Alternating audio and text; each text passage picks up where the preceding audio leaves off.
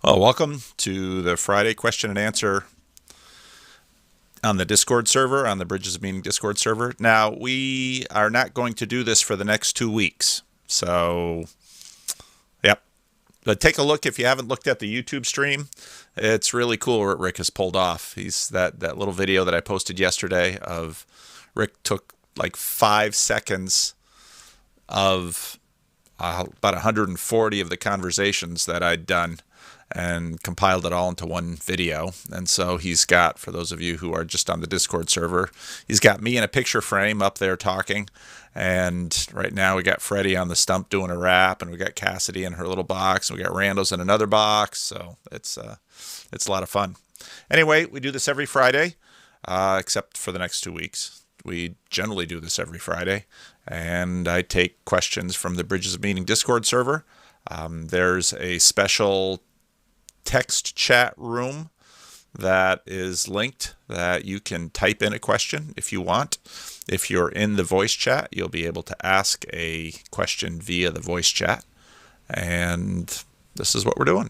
So anyone in the voice chat have a question they wanted to ask verbally before I start digging into the typewritten questions?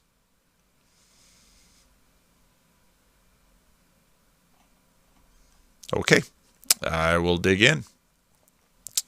Sugar Glass. Hey, Paul, been wondering 2 things. The talk you had with the YouTuber Vaush on modern day debate. Would you consider doing something like that again? Yeah, sure. And would you go over that debate if you are into that kind of thing? I think a deeper look at your perspective on that talk would be interesting. In other words, if I do a commentary on my own video. A long time ago, I thought about doing a commentary on my conversation video with Jordan Peterson. That might be kind of fun. I was very, very happy with how that conversation with Voss turned out. I thought it was a goodwill conversation. I had gotten emails from some people before that conversation when it was announced that warning me that Vaush was the kind of person I shouldn't talk to, which I find hilarious because if you only knew the kinds of people I talk to in real life, the people online are, they're on the other side of a computer screen. I mean, they're not going to stick a knife in me. They're not going to hit me with a baseball bat. It seems all rather tame compared to real life. So yeah, I'd talk to Vaush again. I would do another conversation with an atheist. I thought that type of thing. Obviously, I've talked to plenty of atheists, but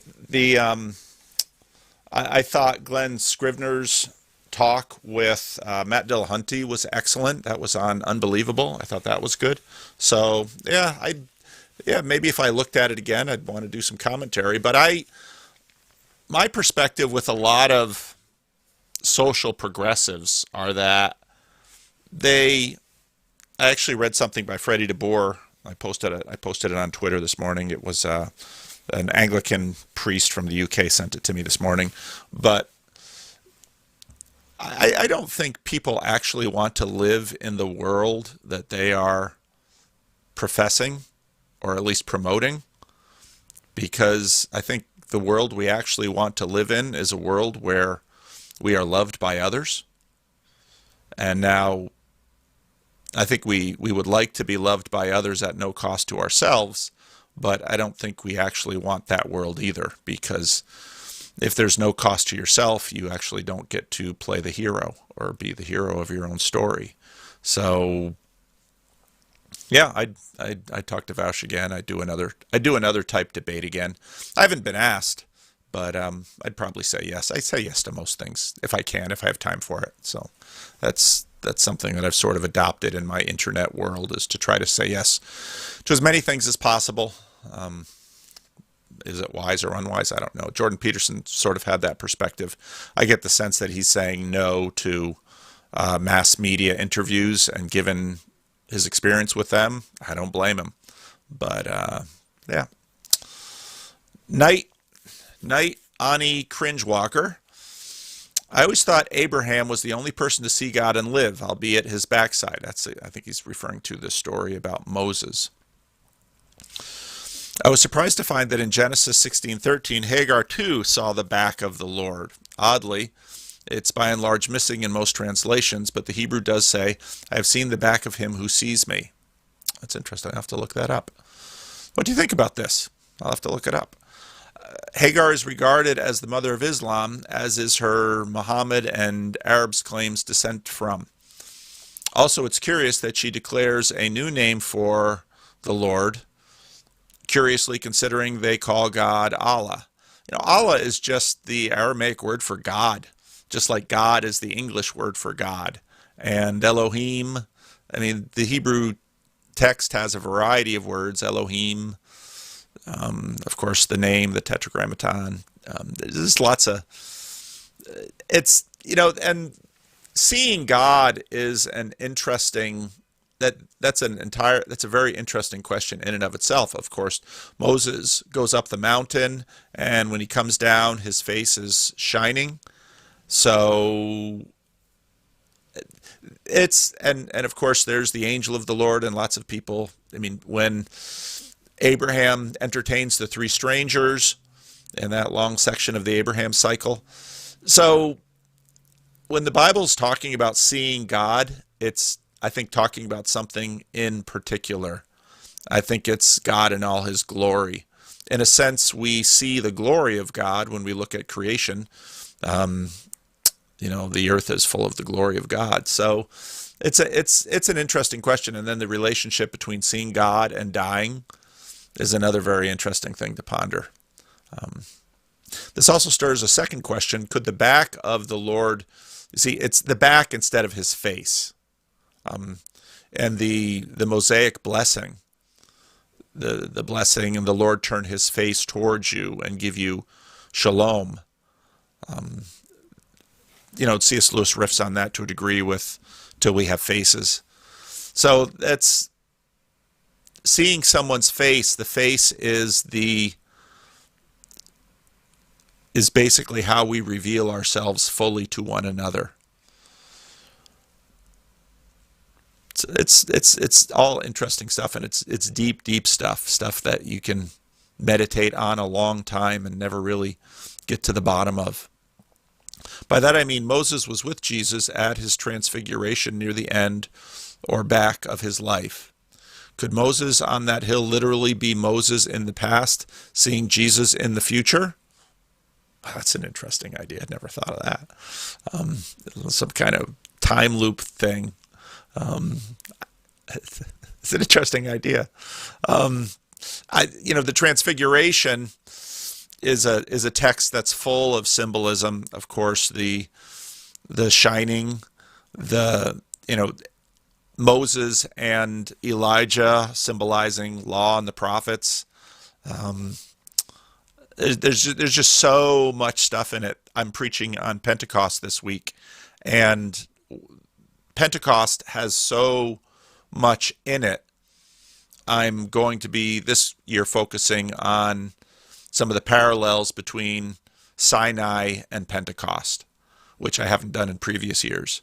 So thinking a lot, there's a lot about the relationship between Moses and Jesus in the Gospels. Jesus keeps saying things like, if you really understood Moses, you would recognize me, stuff like that. It's very interesting stuff.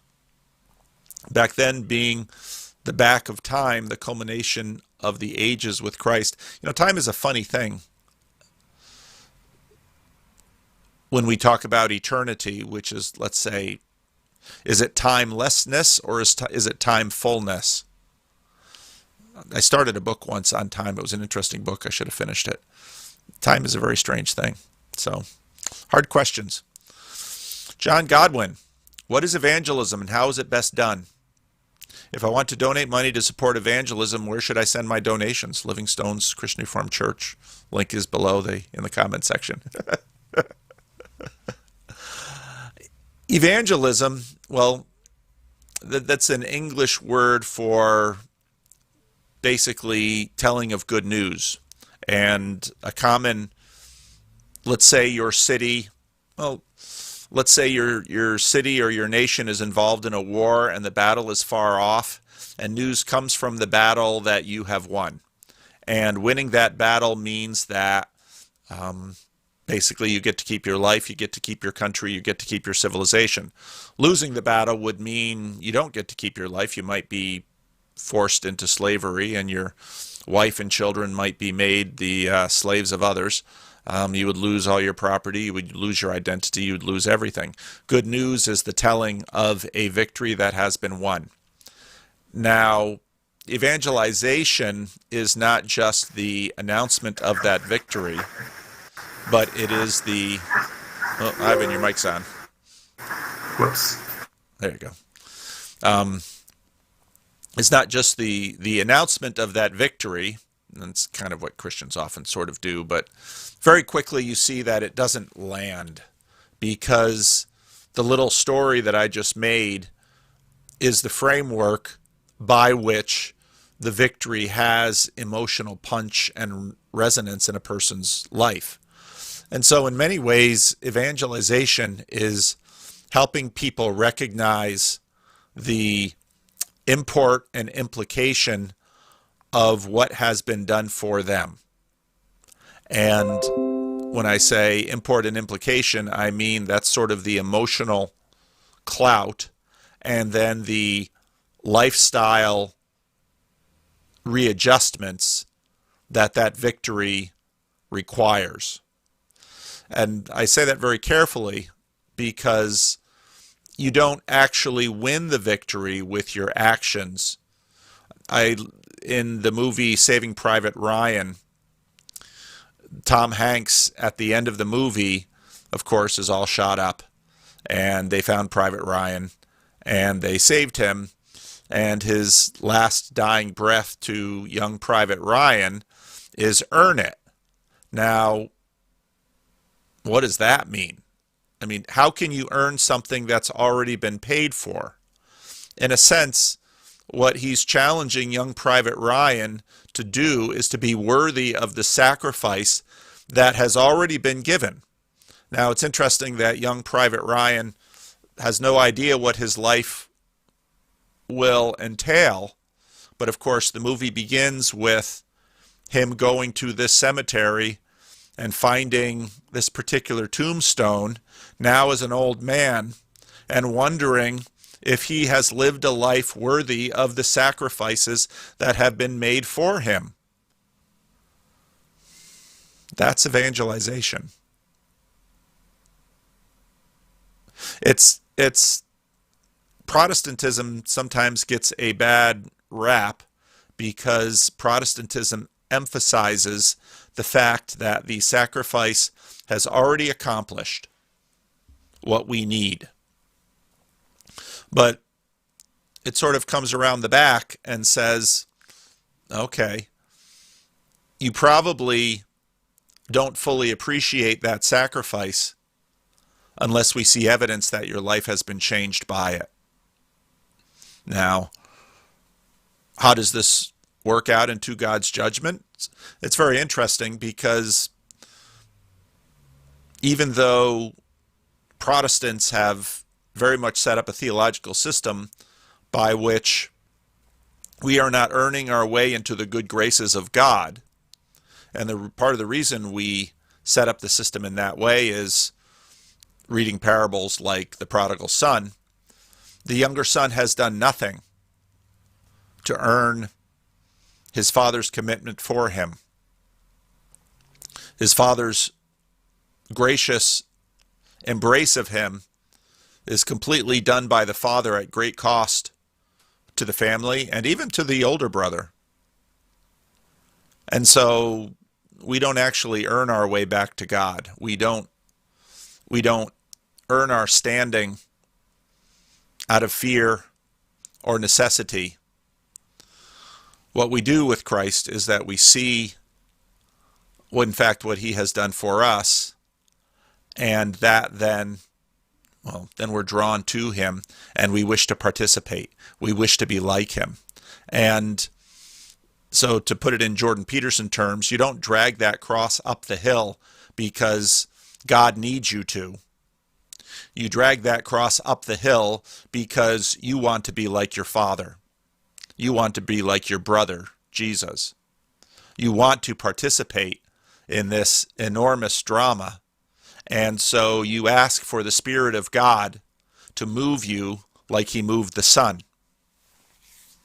And that's how Christianity works. Evangelization is to encourage people to participate in the greatest story. And it's the story of how the world is saved. It's the story of redemption. It's the story of stories. And it is in many ways a hero's story. But we want to be like the hero. And I think part of this is why Jordan Peterson has been so effective as an evangelist, even if he sort of wavers on the border of God number one and God number two, as I said in today's video. So I think that's what evangelism is. And if you want to donate to evangelism, find a church or a ministry that is doing evangelism effectively and donate to that. So that's what I think. I took the C.S. Lewis, did Lewis or Jordan Peterson say it? I got 13 out of 18, which isn't a particularly good score. So whoever put that score together is clever. And if you're curious about the who said this quote, Jordan Peterson or C.S. Lewis, the link is in the Questions for PVK text chat room on the Discord. You can find a link to it, and there it is. So it was fun. Robert got 15 out of 18, better than I did. Philip Nickerson. Preachers are always preaching on learning how to forgive others and how difficult that can be, but with God's help, you can do it. No argument there, but should there not be equal focus at least on the weight of being forgiven? People can gameplay forgiveness and make themselves feel good and be the hero of their own story. When it comes to forgiving, they're in the driver's seat. But being forgiven, truly forgiven by God, is world-destroying. It is death. People should be terrified, no? Yeah. And this gets into the point I just made about evangelism, that a couple of sermons ago, I read the end of Corrie ten Boom's wonderful book, The Hiding Place. And if you've never read Corrie ten Boom or that book, you should. It's a classic of Christian piety that holds a special place in the Dutch Reformed community, obviously because of who she was and what the stories involved. She, of course, at great risk to herself, her father, her sister, were part of an organization that during the Nazi occupation hid Jews. And the Jews were discovered, and the conspiracy that they were maintaining to hide those Jews and support them was uncovered, and so she and her sister went to the prison camp, and her sister didn't make it. And at the end of the war, she went throughout Europe as a preacher and she was doing evangelism, talking about the love of Jesus. And she writes at the end of the book, no place was that more profound than in Germany, because after the war, the willful blindness that many Germans had with respect to Hitler and the atrocities that the Germans were perpetrating against the Jews, against the Slavs, against how many different people? Germany, which was a deeply Christian nation, had to own up to this. And she found the response to her preaching about forgiveness tremendously powerful. But then, of course, at the story that I read in my sermon, one of the prison guards that had been there with her and her sister comes up after the talk about forgiveness and is so excited about hearing about his, oh, someone's got an open mic again, about hearing his forgiveness. And of course, immediately, instinctively, naturally in her arises the thought, you don't deserve forgiveness. What you have done is so big and so heinous that Jesus' sacrifice cannot cover a sin that great. And she had to check herself theologically. And then she prays. She prays. She says, I can't forgive him, Lord. I can't love him. You tell me to love my enemies, but here's an enemy I can't love. And just read, go back and you can find it in my sermon, in my rough draft, or read the book. Now, what would that mean if that, the idea of regeneration is basically, if that Nazi prison guard really understands that grace isn't cheap, that should change his life. Corrie ten Boom understood that grace wasn't cheap, and so in order to forgive this prison guard, it would cost her, and she needed to lay down her demands. I think the real, Oh, you're fine. The high moment of Jordan Peterson's talk with Stephen Fry was, it's absolutely natural to say, here are some things that God should not forgive.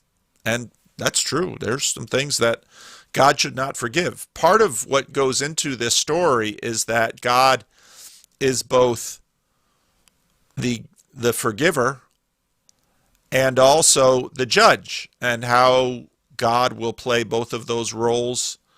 The judgment of the world is up to God, and only God can do that. But this power to forgive, if you've been, well, actually, Jesus' parables are quite clear about that too. The parable of the servant who is indebted to a king an enormous sum of money that he couldn't possibly be able to repay, and the king forgives his debt. And on the way out of the royal hall, he bumps into someone who owes him a little bit of money. And he grabs his debtor and says, "Pay me what you owe me." And the guy begs, and with basically the same words, of course, because Jesus is telling this parable, basically the same words that the king had used.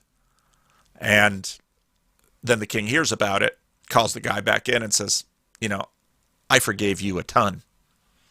And you don't forgive that man? And he puts the guy into prison and tortures him. So these are the peculiarities of the Christian story. And while there are tensions in those stories we can't fully square, in terms of the agent-arena relationship, that is quite clear. That it is finally God who judges definitively, who judges justly, and God will get it right. And so we trust that. But then when we have to ask ourselves, well, what about my debts to God?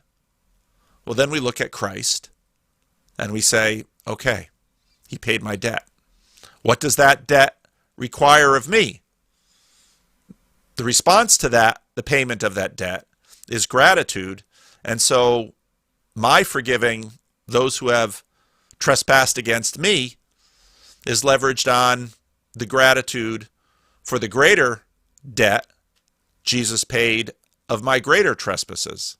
So that's basically how it works. Now, so every Sunday, I reinstituted this recently in our liturgy. I don't monkey with the liturgy of the church too much, partly because I want to give the church membership an opportunity to express, and to liturgy is the work of the people. And so the pastor is one of the people, but the pastor shouldn't be what the church is about. but the people at church are gracious and they defer to me often, and so I sort of insisted that an element of confession of sin had sort of fallen out of the standard Christian Reformed liturgy. It was there sort of implicitly, but as it wasn't as clear as I wanted it to be. And so if you look at the Livingstone's service, one point of the liturgy every week is confession of sin. And so we'll have a time of silence. I'm not going to have people confess their sins to the people sitting in the chair next to them. They're going to confess their sins to God, and we should confess our sins to each other as well.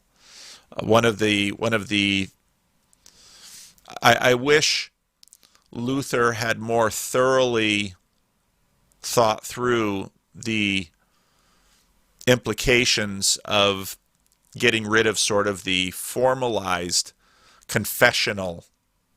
I often think that if we had a tradition or a ritual a little bit more obvious, let's say if I were to design a church, if I were to be a church planter, I might be very tempted to put in a confessional booth in the church. And I wouldn't demand that only I could sit in it, but that we would have some trusted elders and members of the church who were able to hear confessions, and we would even invite people in the church to go in there, because the practice of confession is an enormously powerful pastoral tool in the church. We need to confess our sins. We need to get our sins off our chest. And so sometimes people use me as their confessor, and that's absolutely appropriate. They'll tell me things that they need to tell me, and I've gotten into trouble in the past because I take that very seriously, and I take the confidence with which it's said seriously. And within U.S. law, that's even recognized and afforded with certain limitations if of course in the process of confession someone would be in physical danger. I have a responsibility to report, but I haven't had that situation. And there was but at the same time, John Ortberg recently in Menlo Park was in kind of a bind because of something like this. But it's very serious because people need an opportunity to confess. And so I put that back in the liturgy of the church service, this time of silence where we can confess our sins. And then I usually say a prayer after that to conclude that time of silence. And I always, in that time, want to verbally reinforce, which was also in the traditional liturgy of the Christian Reformed Church, this absolution. The announcement that if you confess your sins, if you repent of your sins, God is faithful and will forgive you your sins and cleanse you from all unrighteousness. That's from the book of 1 John. And so there are three elements here that are key. One is that we must forgive others. Another is that having been forgiven does in some ways create its own obligation. And that's what Jesus' parable of the ungrateful steward reminds us of. And the third, that I also find important pastorally, many people carry around their sin, and God has forgiven them. The people that they've wronged have forgiven them. They can't forgive themselves. And that's actually a manifestation of pride. And so I will also emphasize, when you've been declared forgiven, walk in that forgiveness. Now, the inability to forgive is a much bigger deal than people know. In terms of relationships with one another, I would say withholding forgiveness is the number one issue that causes relationships to get stuck. It's in marriages, it's in families, it's in friendships, because there's the The thing that we think about is if I don't forgive this person, that's an expression of justice. And what you're really doing when you do that is you place yourself in God's judgment seat and you make yourself God. And so again, in the Christian narrative, you're downstream of God's forgiveness of this world against what this world has done to his creation, what this world has done to violate God's commands.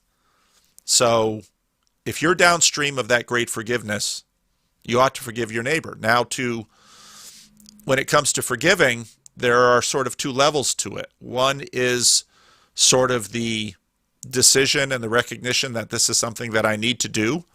And the other is the realization of the feelings and the patterns and the habits in my life to forgive that person. And the first one is sort of like justification. It's a declaration. The second one is a process that might take a very long time, and it may take a considerable amount of effort. Another thing that's important to say in this is that just because you forgive a person doesn't mean that the person is necessarily trustworthy or that you should trust that person with the trust that has been violated in the first place. So there's another aspect. Another aspect beyond that is, let's say someone has wronged you and broken the law at the same time. It's absolutely legitimate to go into court and to say, and you see this sometimes, even in murder cases, I forgive this person for taking the life of my son or daughter. That's a powerful thing to see, and it's an important thing to see. But it doesn't mean that the judge should just let the person go free. Because the person who's has been violated has the power to forgive, but the state also has a role to play. And so just because, let's say if you break into my house and you steal, I'll use an example from my childhood, you steal a camera that I own. I can forgive you for stealing my camera, but the law might still send you to jail. So, and let's say, again, in the story I've told of a situation that happened in my youth with this guy who needed a meal, and so my father took him in, and so had a meal at the table with the family, and then the guy later broke into the house and stole a camera. I don't know if he's coming back to dinner. You can forgive him, but you might not trust him. And those are two separate issues too. So forgiveness is a big deal. And there are actually a lot of aspects to it. And it's worthwhile paying attention to them. Anyone want to say anything from the voice chat on this, or share anything that this prompts for them?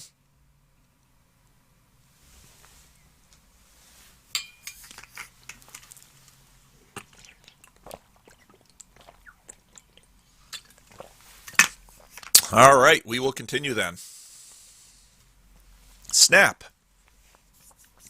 In a video you did a short while ago, Tom Holland made the observation that the God of the Old Testament is a flawed character. He didn't make that observation, he asked that question. That's an important distinction. I've been thinking about this a lot recently, and I think that Tom is right. Old Testament God seems like, do what I say, and then we don't, so we get snakes, floods, etc. It seems that in the same way that we can't relate to God, he can't relate to us, so it ends up as a very transcendental, very transactional relationship. So it feels like Jesus and his suffering sacrifice is what bridges the gap both ways, allowing God to understand us and vice versa. As a result, this joint understanding is what starts to change the world, whereas the world of the Old Testament God didn't change the world despite direct intervention. Thoughts on this? Sorry if this seems audacious and a misreading. I just started believing in God like 3 months ago. Thank you, by the way. Well, you're welcome. Many have made this observation before. The the kind of Old Testament God versus Jesus, there's almost nothing you see in Jesus that you can't find in the Hebrew Scriptures. You find God forgiving.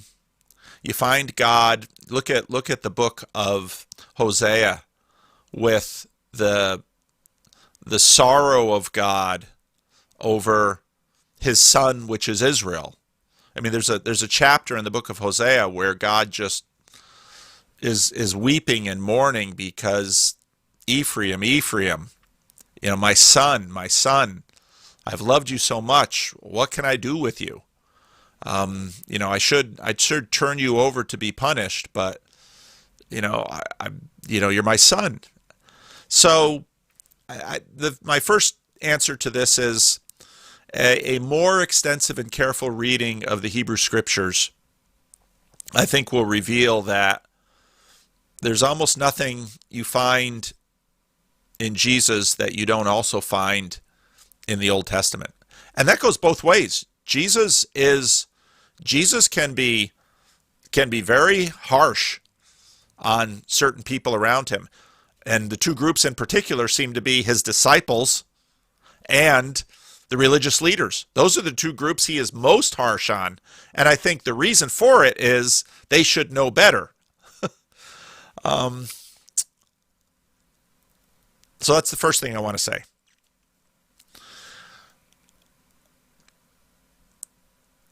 There's one of the things that I've been thinking a lot about, and I haven't been able to really so my videos, my monologue videos are in many ways, they're all rough drafts. They're all first thoughts. There's plenty wrong in them. I really appreciate the work that people do to write comments. I try to read as many of them as I can. But there are some things that I continue to think about that I haven't even gotten to the point yet where I'm ready to talk about it in a video. And one of them that you've probably heard me mention in quite a few of my videos lately is sort of the dynamic between karma. It's kind of the transactional karmic relationship that you're noting here. Do good things happen. Do bad things happen. This gets into the whole natural law thing, which I treated in today's video. This morning I just thought, in our Dutch Calvinist circles, we tend to call it created order rather than natural law. And natural law tends to be more the Roman Catholic, the early modern Roman Catholic construal of it. And the point of my video today was basically that there's a lot of ways to language this, and there's some reasons why I don't think natural law is the best way to language it. I think created order is better. I liked what Richard Rowland did with Andrea, talking about the branch and order. I thought that was good.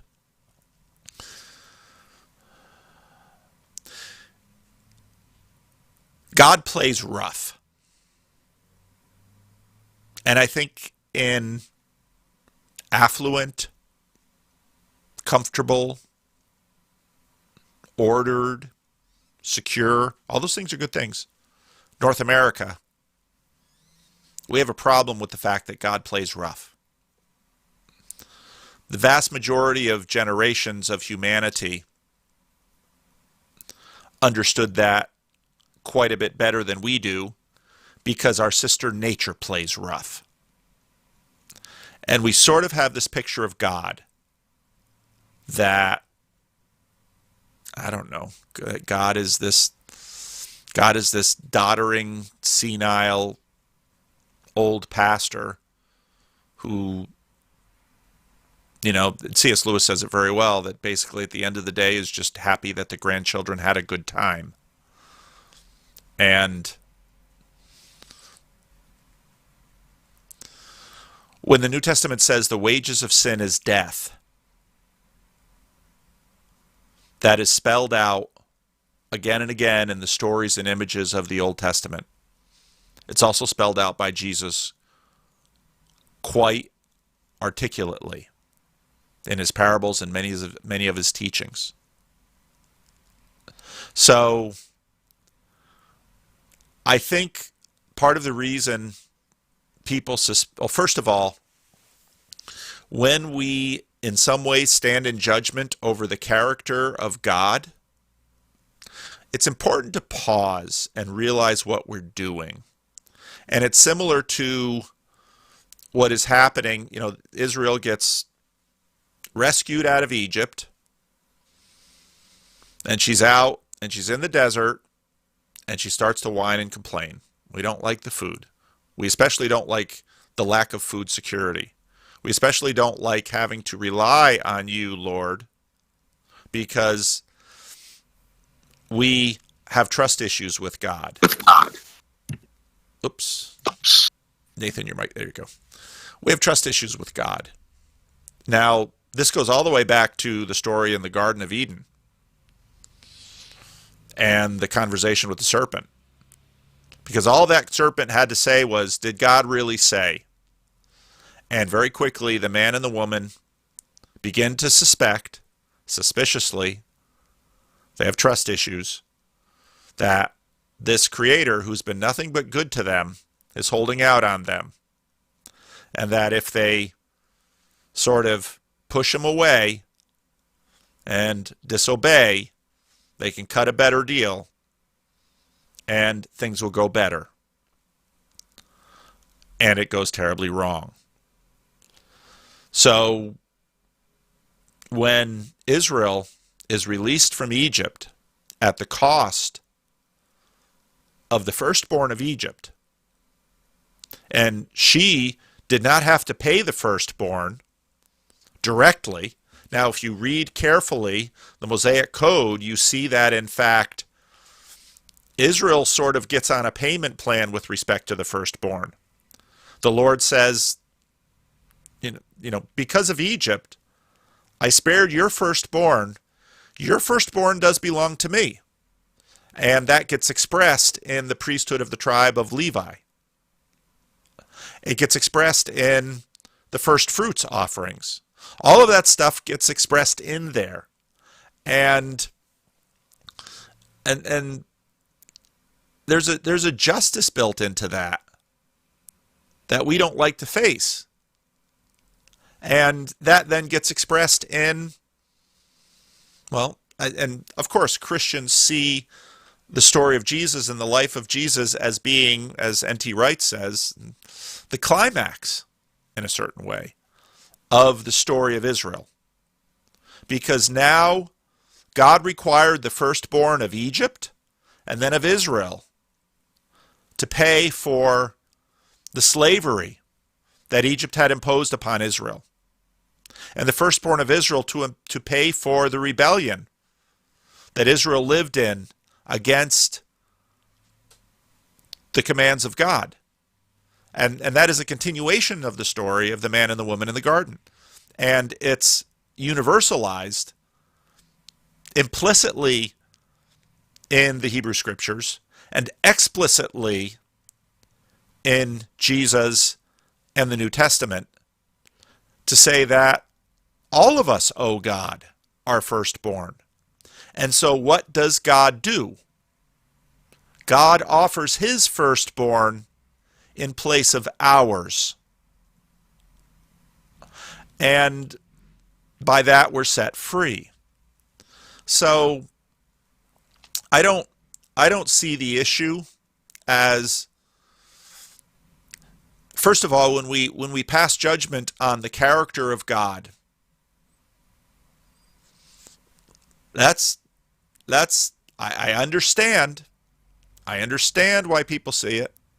I think, on one hand, I don't know if they've quite read the text as closely as they should have, and seen the diversity of expression that you find in the Hebrew Scriptures about the character of Israel's God. Secondly, I think it's vitally important to sit back and say, now if this story holds together, do I imagine I have a position of moral clarity by which I can pass judgment on the creator of heaven and earth? And that's underneath the tension in the book of Job. And that gets played out. I mean, people are all excited to meet Jesus, but pay attention to that drama. We kill him. And it's like, what is God? What if God is one of us? That song that was out a while ago. We all imagine that if God was among us, he'd be like Apollo. And so he comes, and we hate him. We don't like him. Jesus would have lost the popularity contest. Why? Well, he would have lost the popularity. He would lose the popularity contest in the Judean culture war, because the two answers, the two majority answers, which were the Roman way or Israel overall by violent insurgency, were both rejected by Jesus. And Jesus basically said, those are the two dominant positions, but I'm going to offer you a third way, which is discipleship of me. Now that sounds tremendously proud. I mean, again, people look at the God of the Old Testament and say, oh, he's a narcissist. He's so into himself. Jesus seems so much nicer. Do you realize what he's saying? He's telling the people around him that they should worship him as the manifestation of their God. Of course they're going to turn around to try and kill him. I mean, the response that Jesus gets, people have all this skepticism about the content of the Synoptic Gospels. I have none. Why? Because if you read what he says, the response, which is, I think, the least doubtful historical aspect of the story, which is that they killed him, completely follows the accounts that we read of himself, given what we know of the time. So I very much understand. I really appreciate the fact that Tom Holland had the courage to ask the question as directly as he did. And I thought he tried to do so with a degree of respect, and I appreciated that. Again, I would far rather have someone voice even an offensive question that is honestly held than just play a religious game. Because put it out into the open. Let's talk about it. And I think, number one, the Hebrew Scriptures deserve a very close reading. And I think the character of God number two in the Hebrew Scriptures is an extremely nuanced character, one who is, you don't really find anything in Jesus that you don't find in the Old Testament, except that in this case, God number two is born in a manger and suffers. It would be like if the God who came to walk in the garden with Adam and Eve became their victim. That's how the story works. So I appreciate the question, and that's why I hear it often. Oh, that God of the Old Testament, and I just think they're not reading it close enough, and they're reading Jesus sort of biased too, because Jesus says sometimes the harshest things about some people around him. So that's how I say it. Chad, good morning, Paul. Thanks again for sharing your time and wisdom. In the past 4 years of this online journey of yours, what has been to always have difficulty answering these superlatives? And so I think what I'll try to do is just kind of give examples of the things that you're asking for here. Greatest disappointment. Well, what have been some disappointments of the last 4 years on YouTube? Well, there's certainly some shallow ones. Most of them are with myself. it's a humbling thing to talk this much, to put out this much content. And as you know, I've had a string of randos conversations lately that the people haven't want them sometimes not even recorded, and for good reasons. It's it's deeply humbling to watch yourself make all sorts of mistakes, to say things wrong, to put yourself out there like this. Um, I haven't always treated people as well as I should. Just the rush of emails not returned, further conversations, and I feel really bad about that. I don't know what I can do about it always, but most people are very gracious to me. They understand that the weirdness of my situation now, where there are a lot of demands on my time and a lot of demands, even more demands for my attention, and I don't always do well with that. I'm Let's say your fondest experience. You know, the some of the meetups, especially the traveling meetups, those have been just delightful.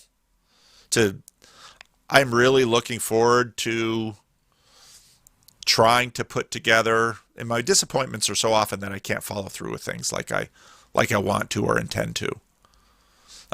But I really want to have more physical meetings and conferences and retreats and get-togethers, because you know getting to meet some of you who are listening to me online in person is so much fun.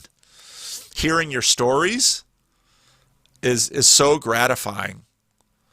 The little trip the fondest memories, my trip with John Van Donk and Job and my friend Rod, there is a fond memory. I mean, hanging out with Job and John Van Donk and Rod, so much fun. These guys are so much fun. They really are. And they're so honest and they're so gracious and they're so transparent. That little trip that we took, gosh, that was fun. That was so much fun. We stayed in Tucson, and Rod, you know, Rod Hugan, Rod Hugan is a saint. He's a giant too, but he's a saint. And he plants this little church, and they have all kinds of ministers, and they can hardly pay him. And then we go down to Tucson, and where are we going to stay? And Rod rents out an Airbnb, which costs a fair amount of money. And it's like, Rod, he says, no, this is what I want to do. And he gives us this gift. And he drives with us up from Tucson to Southern California, and we do a couple meetups there. And then the plan was, Job and John were going to drive up here, and then we're going to continue up to the North Coast. And so in a lot of ways, my fondest experiences are people getting together. And not necessarily just for deep talks. Those are sweet too. But, often after the Discord, y'all will hang out in some of the rooms and play some of those online games and just chat, share the normal things of life. Fridays are busy days for me because I do this in the morning, and then Rick and I always have some things we have to do, and then maybe get tacos, and but then I've got to do my rough draft for Sunday, and I usually want to get another video done because I want to have something for Monday for the channel, and I'm going to be not making content. We'll see if I make content or not, but I'm going to be on vacation for a little bit, so I don't want there to not be content on the channel. So Fridays are busy, but I like to cruise over to the Discord Friday afternoons and just read through the chat room that's commenting on things right now, because it's hilarious. The PVKQA real-time chat. I don't have that up on the screen because I wouldn't be able to answer the questions because I'd be laughing too hard because y'all are too much fun. So then coming to the Discord server and just hanging out, playing a little silly game, hearing your stories. asking you questions. Those are some of the greatest things about this whole deal. It's you. It's you all. And again, there's too many of you for me to really give each of you the attention that you deserve and to enjoy each of you as much as you deserve to be enjoyed. But you, the people, are the joy and the pleasure of this. And for me, that's just an extension of what I think about the church. Yeah, people are complicated and people can be a pain in the ass and people can be hurtful and spiteful and petty and all of our bad characters. But people are also wonderful and glorious. And so the best thing about local ministry is the people. This morning I was watching Jordan Peterson's conversation with Theodore Dalrymple. I think that's his pen name. Esther had pointed me. I read a quote, and I wanted to see more. And Esther was like, "Oh, this is a guy you should look up." So I did, and this guy who was a doctor in a prison hospital, and so him talking to Jordan Peterson. I said on Twitter, I'm probably not going to make a commentary on this because there's nothing more I can say because I love so much about this interaction. And I talked to Rick about, sometimes I'll get people saying, Paul, you should get a better church. And I think, when people say better, they mean larger, more affluent neighborhood, middle class or upper class people. And I think that doesn't sound like half as much fun as what I have here and now. This is way more fun. The homeless folks, part of the reason I started doing the Freddie and Paul show because, first of all, Freddie asked because he really wanted me to do it. And he loves it when people comment and thumbs up and watch the Freddie and Paul show on my channel. But I wanted to give a window into the fun stuff of ministry. And trust me, no one can be more frustrating, more annoying, more troublesome than Freddie. Rick knows that as well as I do. But also, once COVID is done and Freddie and I can just go back out to lunch again as we do, we just have a good time. Freddie's just Freddie. And the world is full of, we go out with Freddie's friends too. And, I will take this world over a church of wonderful, lovely, buttoned down, well socialized, lovely middle class people. Not that I have anything against all of those people, but this is also, it's one thing I learned growing up in the church I did in the black community. Black folks know how to have a good time, sometimes like white folks don't. And they laugh, and sometimes they laugh about their sorrows. And, I saw that in the Haitian community too. These people so often, their lives were hard. But you know what? Sit around and talk. We could have a great time together. It's like when you have nothing to lose, you have nothing to lose. So, you people are the best thing about this whole thing. You really are. And yeah, sometimes you can be annoying. Sometimes you get upset. And I did my video and I knew, once I put natural, I know Carl unsubscribed to the channel, but Carl was in full force in the comment section today. And I just loved it. I just loved it. And, Carl has I can't tell you how many emails I got from people and messages from people back when, Carl was a fan. And, what are you going to do about Carl? You should do something about Carl in the comment section. Look at how he's talking to Luke. Look at how he's talking. It's like, Luke can take it. Sam can take it. The randos on the randos channel, these are grown-up men and women. They can take it. I've only banned 3 people from my YouTube channel. And one One was because the guy just started with a whole bunch of anti-Semitic stuff, and I wasn't going to tolerate that. The other ones were just people who just say nasty things about Freddie. Yeah, I'll ban your ass fast for that because, you know, I I know Freddie well, but you know, don't don't pick on him. Don't you know? Don't disrespect him because then I'll get serious. So you all, you know, you're the reason I do this, and you're the joy of it. You really are. And I wish I had more time for each of you. Um, Most unexpected revelation that anyone would listen to what I'm doing.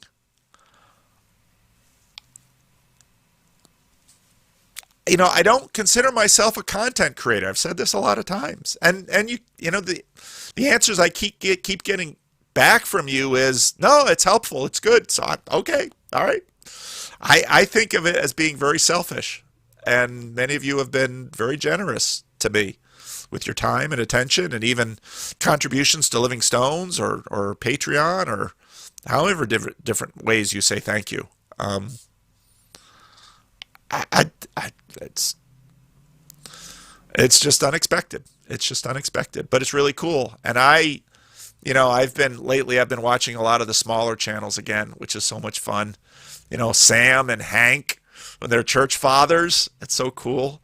And Andrea's channel, she's got some fun stuff on there. And James, so Nate's channel, you know, when Nate Heil, who's here, his first video where he tells his story with James, and I haven't been on James' channel yet. I should talk to James at some point. I'm digging into James' channel, and you know, you're talking about the hierarchy of heaven and earth.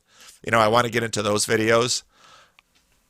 I love what you guys are doing, and maybe that's the answer to my question of why you watch my stuff. You know, Mary's channel, Karen's channel. I was so happy to talk to Sevilla again. Sherry Harkin and the artist group. Sherry has started a channel, and she had my friend who had the pretty dramatic story about standing by her marriage even when her husband walked away from her. She was the first guest on Sherry's channel, and I haven't had a chance to watch that yet. So the smaller YouTube channels that have grown up and where you're kind of doing what I'm doing, I love it.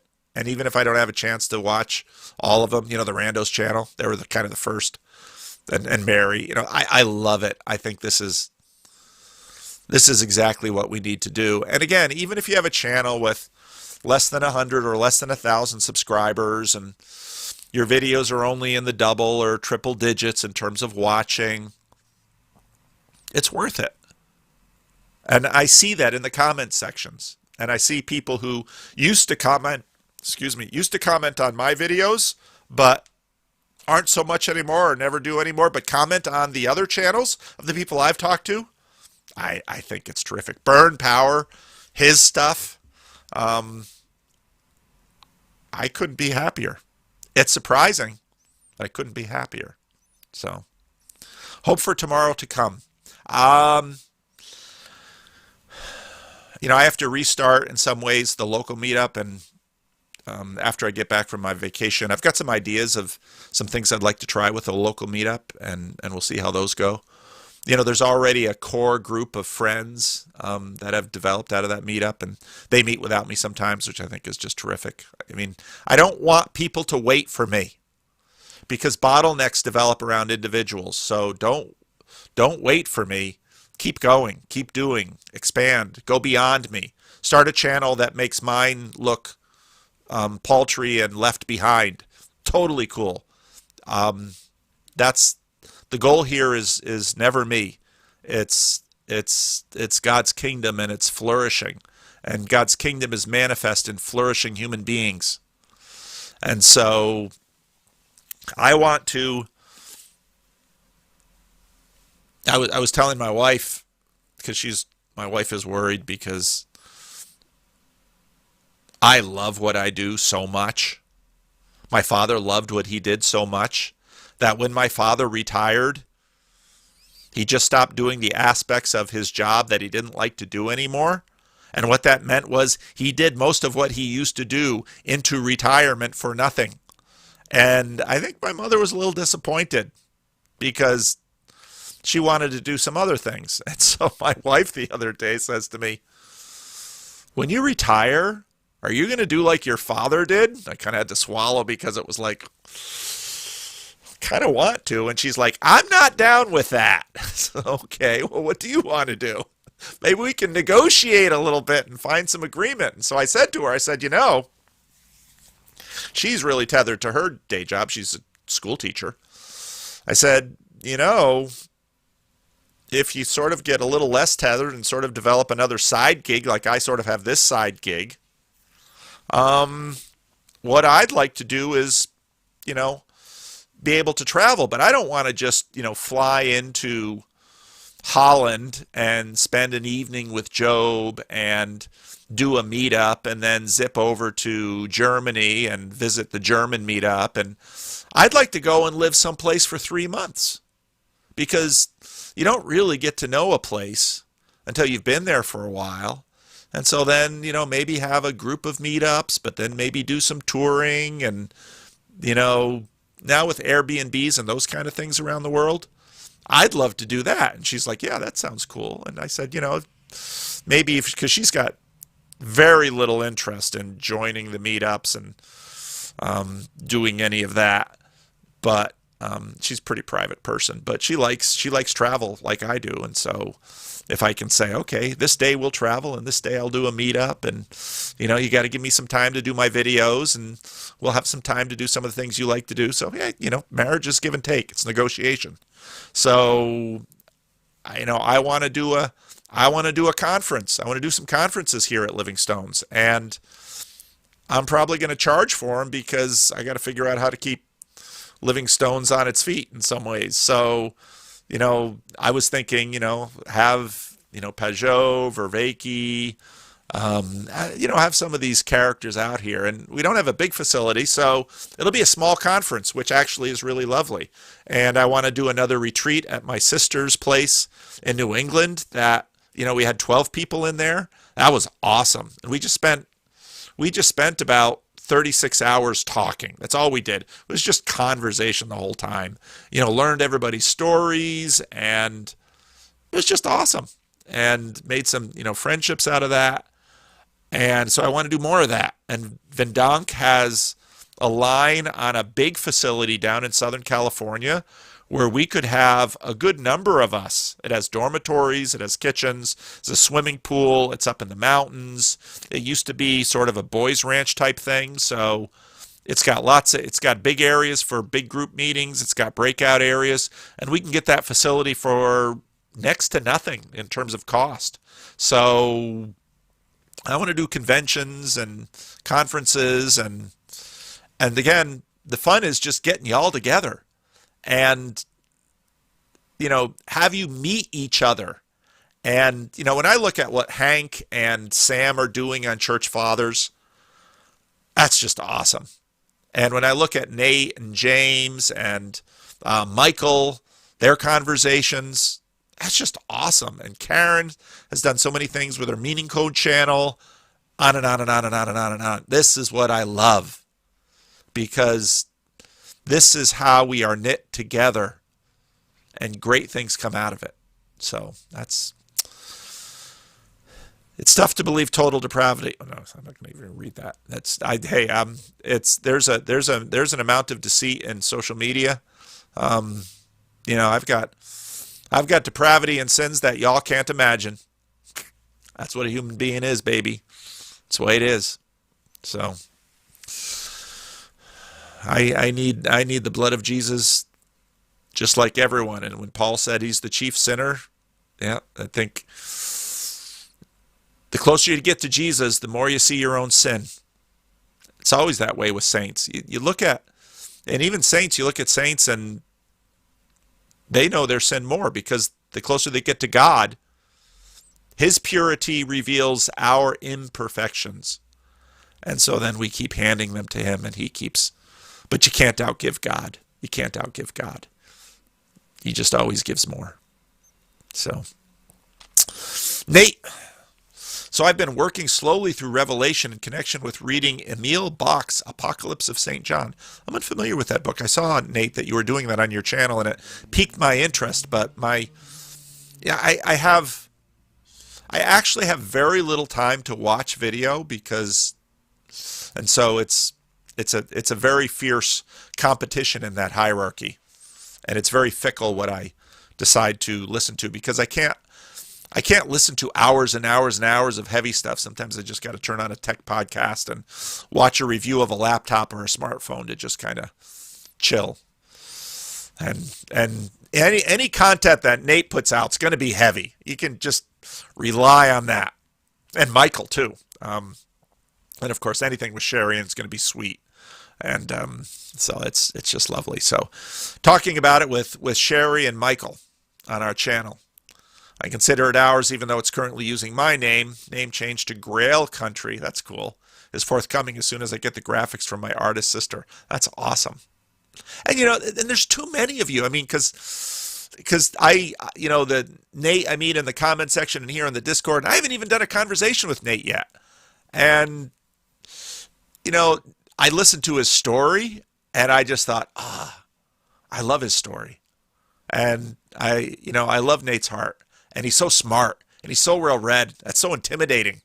But it's, gosh, how could I be so fortunate to have people be in a community with people like you? That's just how I feel. That's how I feel. So, to see Nate's channel go, I find it tremendously gratifying. The last discussion we had overlapped with chapters 2 and 3 of Revelation. In preparing for our conversation, we all bring in sources other than Bach's text itself. Most importantly, the biblical text he is trying to read symbolically. Oh, that's what that book's about. That sounds interesting. So in reading chapter 3, this jumped out at me. Him that overcomes will I make a pillar in the temple of my God. And he shall go no more out. And I will write on him the name of my God and the name of the city of my God, which is New Jerusalem, which comes down out of heaven from God. And I will write on him my new name. That name business in the book of Revelation is so interesting. Like the second names. In a video I did on Bitcoin, and this one guy, I haven't listened to a lot of him, but he's a smart guy who helped establish Coinbase. He's an entrepreneur and tech investor, all that kind of stuff.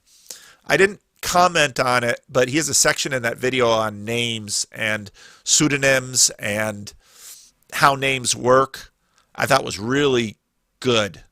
And it was really helpful for me to understand a little bit about names and the book of Revelation and a lot of what's going on with names in that book.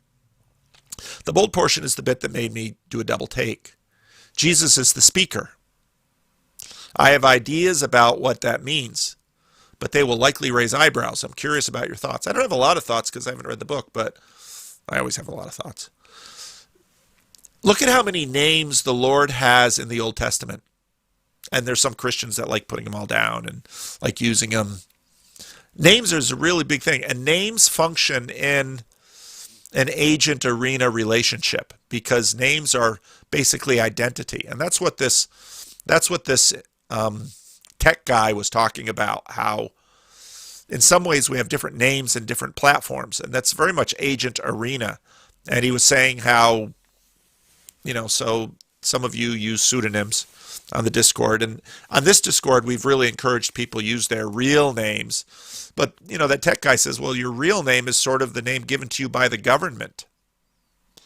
And so as new arenas emerge, new names will emerge. And names can be used to conceal and to hide evil things. But names can also be given for glory. I was watching Vikings, and Bjorn Ironsides, he gets a name after a battle because the new arena requires a renaming. So it's not at all surprising that in the battles and victories that come, we will receive new names. And I sometimes hand out names. I had that one video. I mean, Jonathan Peugeot is he is the apostle of purpose. Why?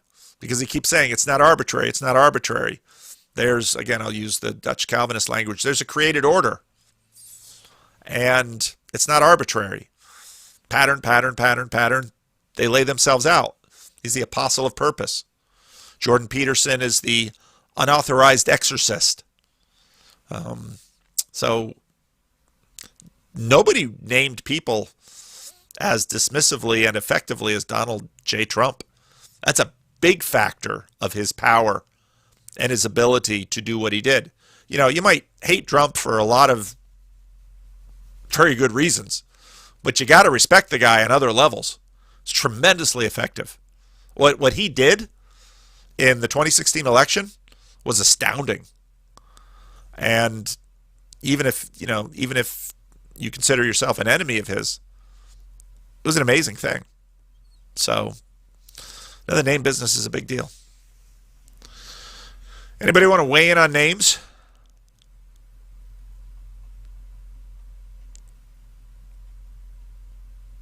Guess not. Well, all right. Yeah, go ahead. I would want to say one thing is that Jesus often seems to connect name to the idea of unity. Like he says, Father, I have kept them in your name. So there's something to do with the notion of name and the notion of that which unifies. And then also in the passage there, it's actually Jesus is the speaker, and he says my new name. Yeah.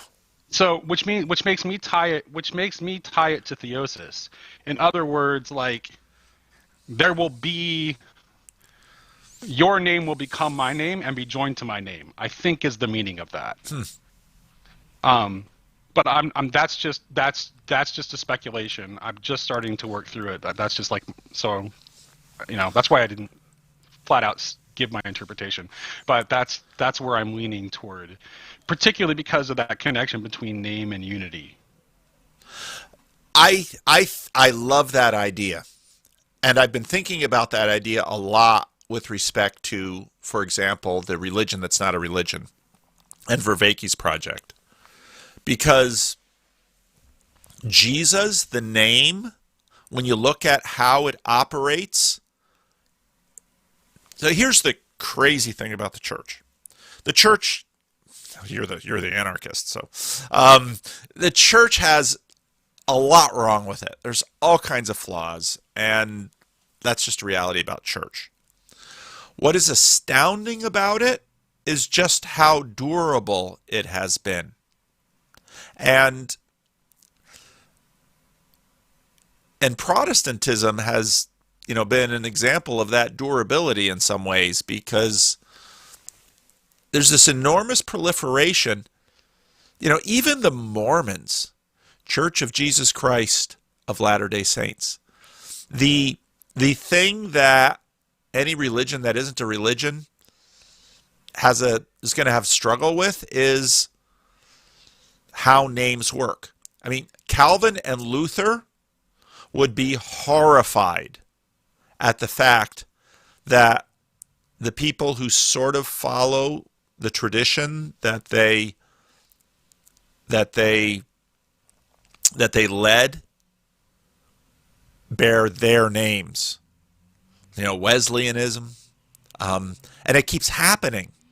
And so Jesus, it's a name that's above all names. Two Christians can have wildly different beliefs, and they say Jesus, and there is some unity between them via him. I think your instincts are very right that it has a lot to do with unity. And I think that's part of the reason Christianity,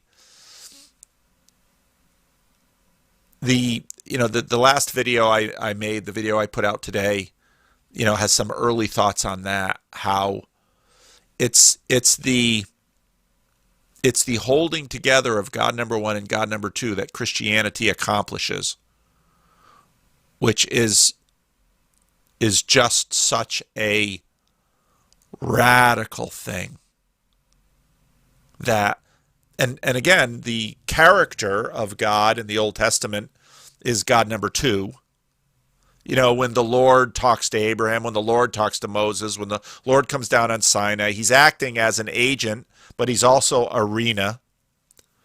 But then for that agent to become a human being in history, not Apollo swooping down, not an angel, visiting Abraham, not a messenger visiting John on Patmos in a vision, but born with our DNA. I mean, what this does as a story is it takes over the world, which is exactly what it's doing. And for real reasons, which even someone who's really struggling with God number two, Jordan Peterson can't let go of. And so, yeah, name and unity, absolutely. And you see this in battles, war movies, it's around a name. It's around a name. Uncle Sam. I love the Stephen Fry, talked about, in a sense, Joe Biden, Donald Trump, they sort of have to march up the hill to the temple and look Uncle Sam in the eye. Well, is Uncle Sam real? Yeah. It's a name. So, no, I think you're really onto something. So, hope you continue to develop it. Paul? Yes. Paul? Hey, so nice to talk to you. And I'd like to thank Freddie because, maybe he was predestined to bring us together. The name, and I thank you for taking a look at the website link that I sent you. You said there's a lot to unpack, and I'm still trying to unpack it myself.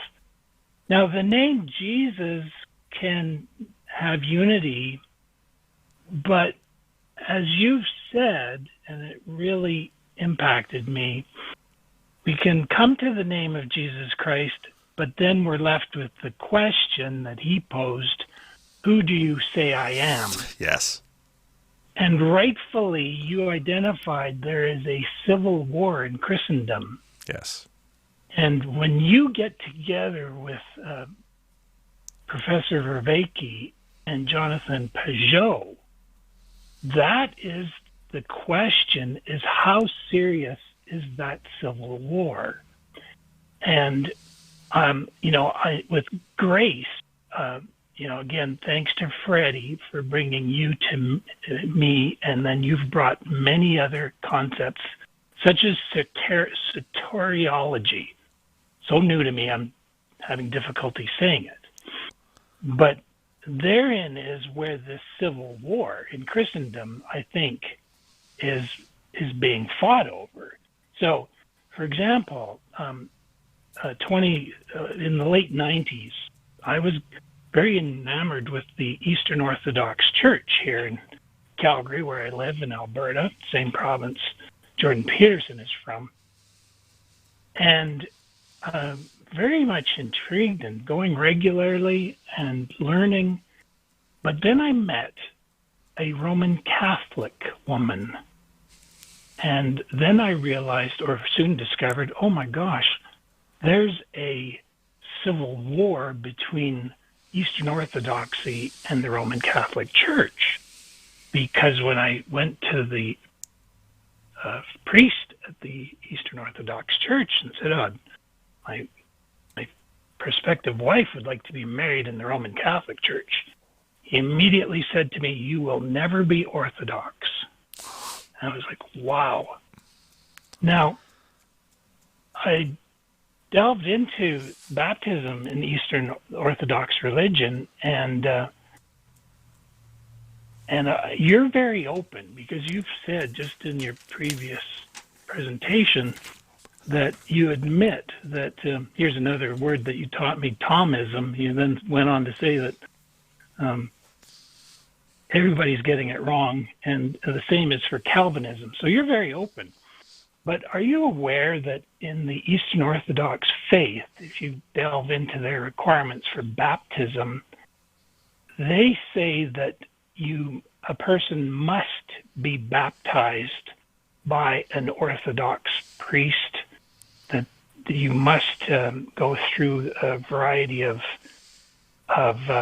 previous preparatory rites, and only if someone is in an extreme case dying, a layman can perform the baptism, whether a man or a woman. The only requirements are that the one baptizing must be an Orthodox Christian, and the baptism must be done by immersion, if possible, with a particular formula. Once the dying has a person, or the person who is recovered, the sacrament must be supplemented by having a priest redo the baptism. So anyway, that's interesting. I didn't know that. Yeah. So, right now the tensions between the East and the West, right on the border between the Ukraine and Russia, is hotter than it's ever been. Yeah. And you did state, one time very recently that, the West has won. I don't think that is the case. We haven't won. And it's very serious. And so, to a question for you. How serious is the contribution of this division between the West, say Roman Catholicism and Protestantism, and the Eastern Orthodox faith, actually part and parcel of the military standoff that is currently underway? Thoughts on that? Yeah, I don't know. I really don't know, because I don't have any personal experience with that part of the world. The fact that the Eastern Orthodox Church, I know that they have considerable requirements for catechesis, and I assume that they probably practice discipline fairly regularly in their churches. And yeah, there are these divisions. What tends to happen in the United States is, the United States is sort of a wild west of religion. So, yeah. I guess one of the things I'll just say is, for me, what I now see is a real lack of the Eastern Orthodox Church and, say, let's just take Roman Catholicism because it's the largest one on this side of this conflict. Yep. Where are they coming together saying, this has got to end. We need to lay down these weapons. I'm not seeing it. Yeah, I don't know. But anyway, I don't know. Thank you again. Yeah, I don't know. That's a good question. I haven't heard. Part of the problem of living in the United States is that while we have tremendous access to information via the internet, you have to work for it. And for the seriousness of the conflict between Ukraine and Russia, relatively little coverage of it. So, and even less, I haven't heard anyone, in the Discord server here, there's a fair number of people who are Roman Catholic and others who are either in the Orthodox faith or are pursuing it. I haven't heard any discussion about this here in the group. So it's a good question. But I wouldn't mind hearing anyone from here, like from their opinion, who's Orthodox or Catholic, their opinions on it. Yeah, Paul. Yeah. I don't know if you can hear me. I'm in my car, so. I can hear you. Okay. This is Dave. Yep. I'm Orthodox. Yeah. I'm not sure who was speaking because I was driving and I just I pulled over. I'm in a parking space, so I'm not in danger of killing myself while talking. But well, I probably am, but for different. Anyway, I'm Orthodox, and I was baptized in my Baptist church as a child, and I was not rebaptized when I entered Eastern Orthodox Church. Oh, because okay. the priest said, he said that anyone can perform a baptism. It doesn't matter whether it's a minister either. Even a lay person can do it, as long as it's in the name of the Father, the Son, and the Holy Spirit. It's a valid baptism. Huh. That's the same standard in the so- Christian Reformed Church. Yeah. Yeah. So I just, I don't know. I mean, I'm not sure. I'm not even sure who was just talking because I was driving at the time. Whoever was just talking may have just run into a priest with maybe an axe to grind. Also, I've known a number of Eastern Orthodox people who were married to Roman Catholic as well. Now, I don't know whether their wedding took place at a Catholic church, but the Orthodox Church, the Orthodox Church is actually probably more liberal than the Catholic Church about marriage, in the sense that they'll allow you to basically marry anyone so long as that person will promise never to speak against the church and will allow your children to be raised faith. Now, as far as like between Roman Catholics and Orthodox, I don't know how that would work out because there's so much overlap there. That like so saying your children are being raised in the Orthodox faith versus the Catholic faith, there's like only 5% or less that would be different, really. So I'm not sure how that would work, but I have known, a number of Orthodox people that married Roman Catholics, and I know the Catholic Church allows it as well. So I suspect it's different anyway. in different parts of the world too. Yeah, it's probably different in different parts of the world. It's probably different.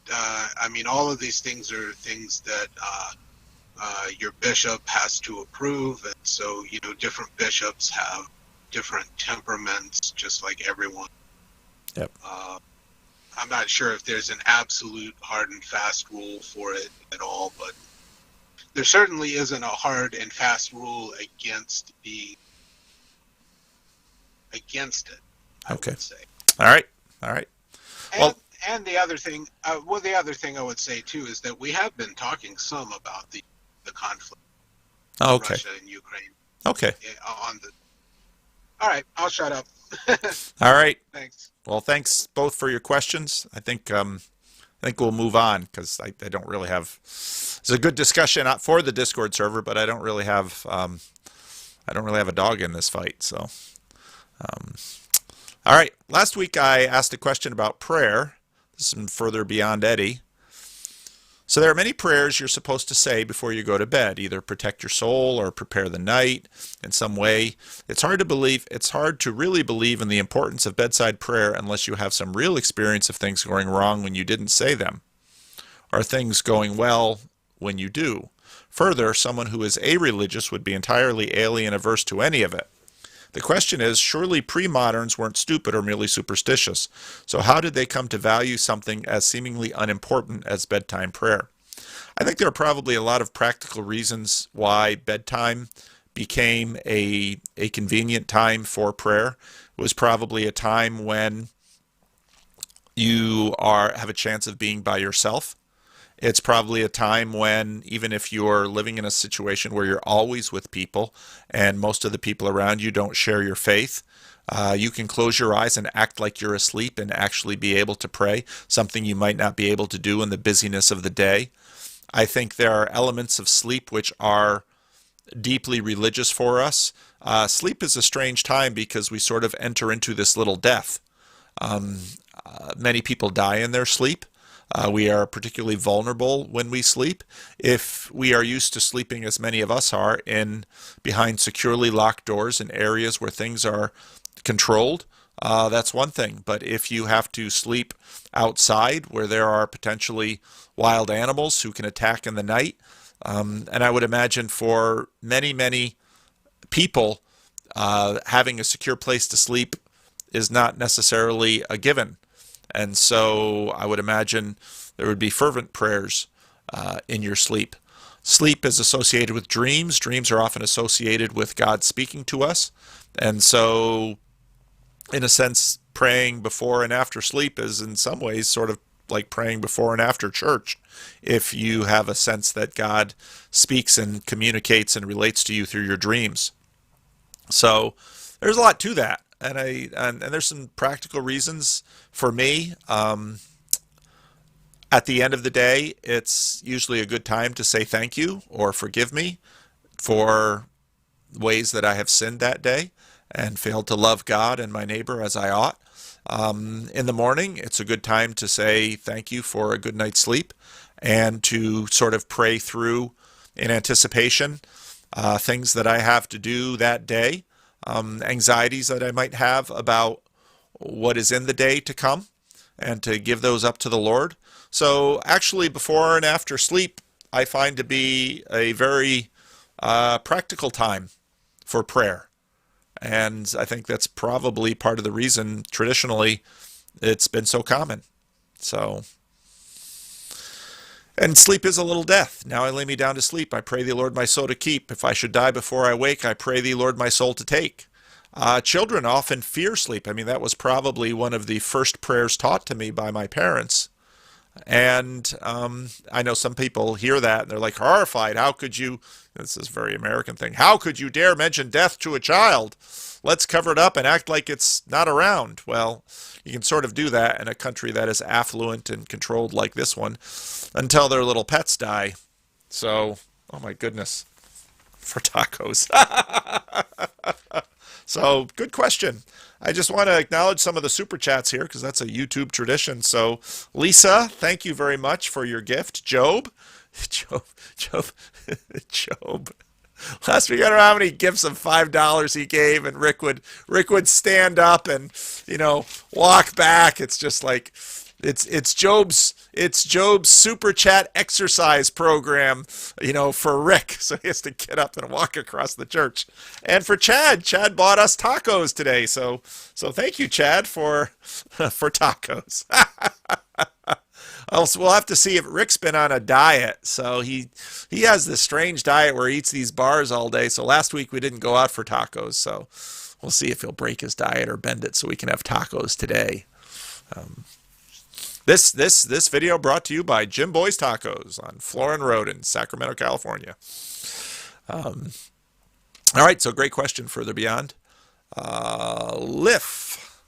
I've been thinking about the comment where the magic of the elves in The Lord of the Rings make things better at doing what they are meant to do. In many cases, I think technology fulfills the same task as the magics of the elves. For example, telephones make us communicate better. What technology is also capable of is blurring the categories, such as a smartphone. Perhaps Morgul magic has that aspect.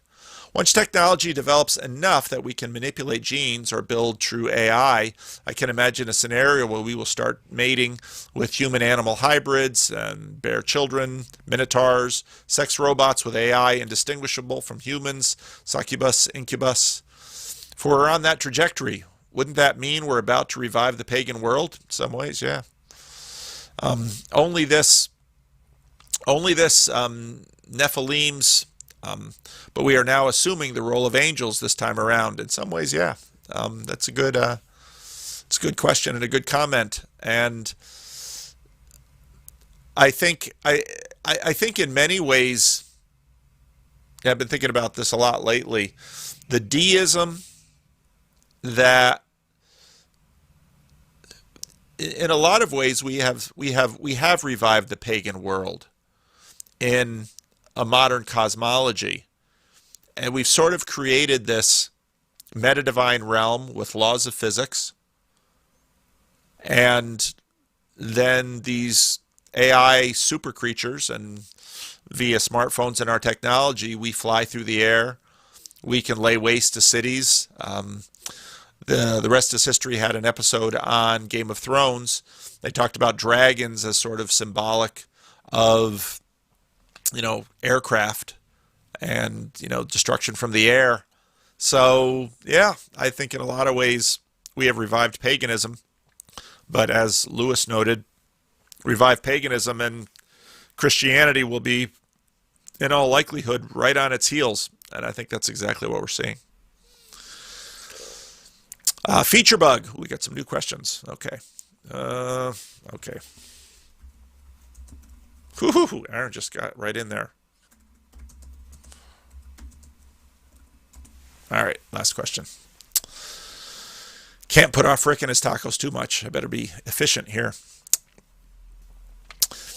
It is one question to choose between atheism and theism, but a very different one to choose between different religions.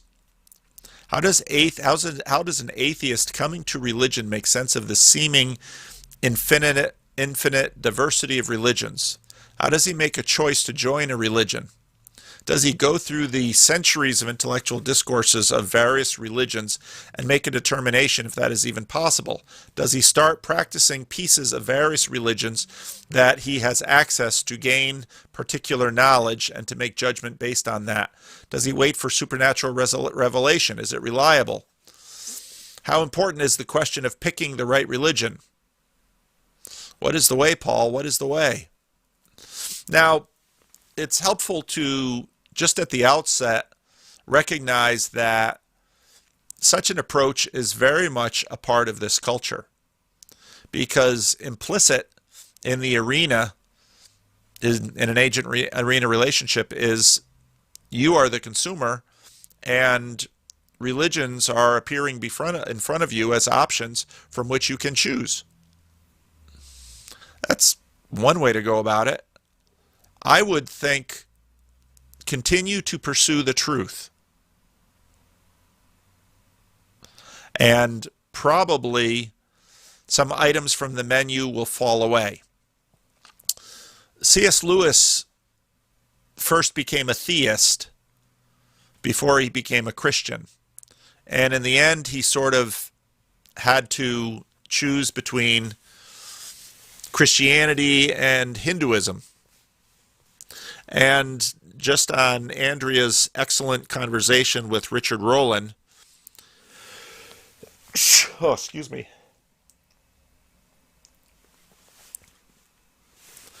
Rowland commented from an essay that I hadn't read, but I'm going to have to track down, of where Lewis went through something that I have quoted a number of times, which is in a book not by Lewis called A Severe Mercy, where Lewis sort of walked through why he chose Christianity over Hindu. Now, I believe Rowland mentioned religion that is clear and religion that is cloudy. And I think that's a good way of saying it. That's what Lewis said in that essay.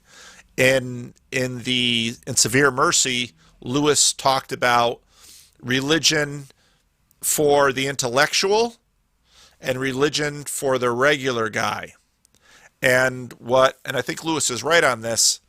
In Hinduism, you have the, extremely advanced, intricate theology that, very well developed intellectual tradition. Let's say rationalism. And then you have the guru, you have the practices on the ground. And at least Lewis's take was that they were sort of alienated from each other in Hinduism. And he found how in Christianity they could be wed. And Lewis, I think that was important for him because he had often write about the practice of being an Anglican, of going to an Anglican church with regular people. And Lewis, would sometimes permit himself to complain about the music. He didn't like the music. And I'm sure for Lewis, too, listening to, I don't know if I'd like to be the preacher at Lewis's church. It's a fairly intimidating thing, knowing that this guy in the congregation is far better read, far more intelligent, far more articulate than you, and you're the guy up in front teaching him, that's an intimidating thing. So, but part of what this forced Lewis into was seeing, and I've talked with John Vervaeke about this, the scalability required. Because it's one thing, the Jordan Peterson following is a quite intellectual, intelligent, nerdy group that can, that gets excited about hours of video or audio content and reams of books and. That's a tiny slice of the population. My advice would be to start finding a church. Now, there's a lot of reasons for that, both on my end, but I think also in terms of practicality. There's religion as such, which, in some ways is man's search for God. And that's sort of the commonality of all religion. And that's sort of where you start as a consumer. But another factor about religion, which John Vervaeke talks about too, you can never really see it from the outside. You can only live it from the inside. And there's lots of things like that in the world. Marriage, for example. You might have watched your parents' marriage, you might watch your friends get married, but until you're in it, you don't know what marriage is. And the marriage that you're in is unique. And so, in some ways, my advice would be dive in. Dive in somewhere. Now, you will learn a whole lot faster by diving in somewhere.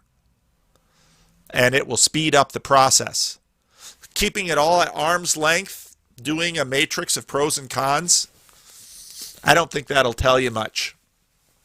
A hobby of mine is technology, so I'm always watching YouTube videos of phones and computers, and it's kind of dangerous because shopping leads to buying sometimes. And I was in Costco with my wife, and I stopped at the Apple table, and I was playing with a MacBook Pro, and my wife says, "You shopping for a new computer?" It's like,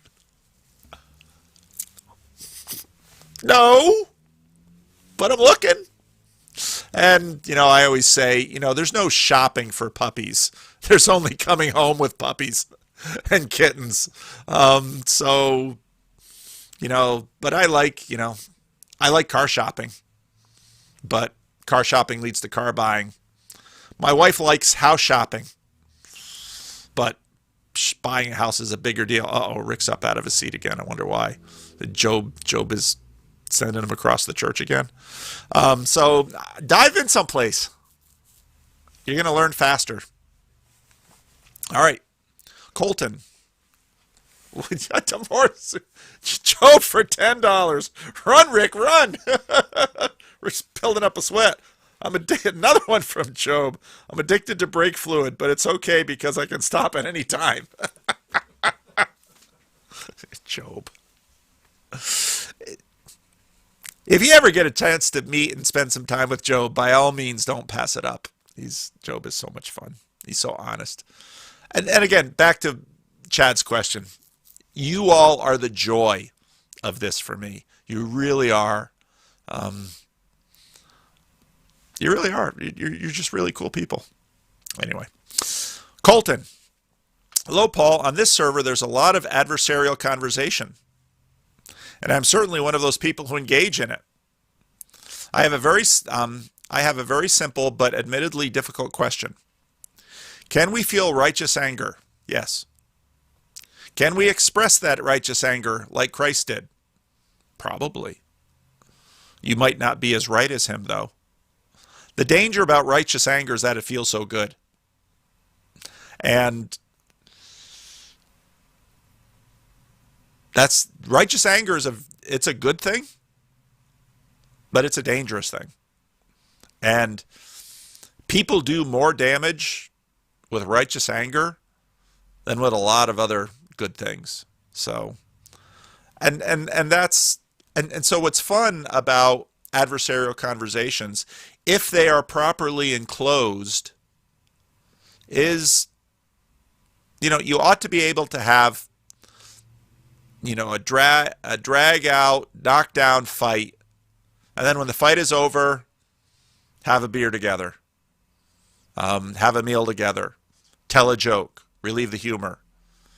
I think that's great. It's sort of Valhalla-ish. But righteous anger's fine. Just don't kill anybody. And don't let the sun go down on your righteous anger. Or given our nature, do we inevitably fall into unrighteousness in our anger against our fellow man? No, not inevitably. Righteous anger has its place. But it has to be within the context of love. And the truth is, the difference of love is not anger, it's indifference. So,